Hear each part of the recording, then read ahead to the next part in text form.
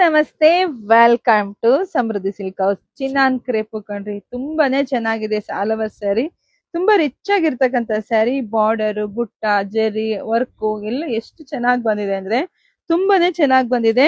ನೋಡಿ, ನಿಮಗೆ ಪಲ್ಲು ಎಲ್ಲ ಈ ರೀತಿಯಾಗಿ ಬರುತ್ತೆ. ಸೊ ರನ್ನಿಂಗ್ ಅಲ್ಲ, ನಿಮ್ಗೆ ಪ್ಲೈನ್ ವಿತ್ ಬಾರ್ಡರ್ ಬ್ಲೌಸ್ ಕೂಡ ಬಂದಿದೆ.